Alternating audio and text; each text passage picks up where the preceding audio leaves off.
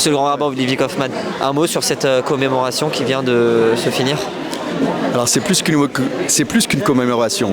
En fin de compte, on passe un cap où nous avons encore le privilège d'avoir avec nous les derniers témoins vivants. Et c'est maintenant que nous devons prendre conscience qu'il ne s'agira pas juste de commémorer, mais d'incarner une parole à la fois vivante, mais qui ne renonce en rien à la mémoire qui nous incombe. Aujourd'hui, plus qu'hier, nous devons trouver les mots justes lorsque nous parlons de génocide, lorsque nous parlons de déportés. Ce sont des mots qui sont sacrés et nous ne devons pas les laisser entre les mains de certains qui dévoient la sacralité de la vie qui était portée par ces déportés. Alors vous portez aussi le logo des otages. On sait que depuis le 7 octobre, la France connaît un regain de l'antisémitisme. Est-ce que vous avez l'impression que c'est l'histoire qui se répète aujourd'hui? On dit souvent que l'histoire ne se répète pas, mais qu'elle bégaye. En tout cas, ce qui est sûr, c'est qu'en France, dans ce beau pays qu'est la France, où la République est bien installée, avec des institutions, qu'on le veuille ou non, elles sont plus ou moins fortes, nous devons, chacun d'entre nous, en tant que Français juifs, porter les valeurs de liberté, de démocratie et mesurer aussi le privilège d'avoir été émancipés depuis la Révolution française.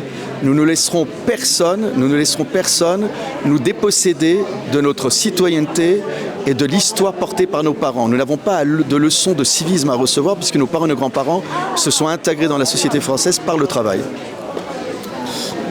Monsieur le grand rabbin, vous dirigez la synagogue de la place des Vosges, qui est considérée comme la synagogue des survivants de l'Holocauste.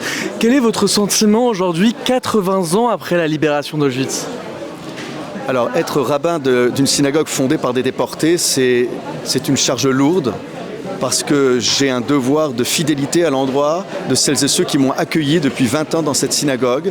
Ce sont des héros et héroïnes du peuple d'Israël. Il faut savoir que cette synagogue a été fondée avec l'argent, uniquement l'argent des déportés. Celles et ceux qui avaient des ateliers de confection dans la rue de Turenne, dans leurs appartements. Celles et ceux qui n'avaient pas grand-chose, qui avaient été spoliés de leurs biens, qui parfois ne savaient même plus où revenir.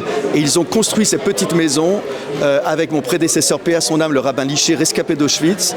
Et cette petite bande de camarades, eh bien, même si croyants ou pas croyants, observants ou pas observants, ils ont construit cette synagogue pour faire en sorte que nous puissions, nous, la nouvelle génération, et de génération en génération, porter une mémoire qui ne soit pas mortifère, mais qui soit bien vivante. Nous ne sommes pas des survivants, nous vivons. Il est fini le temps des Juifs qui rasent les murs. Merci beaucoup.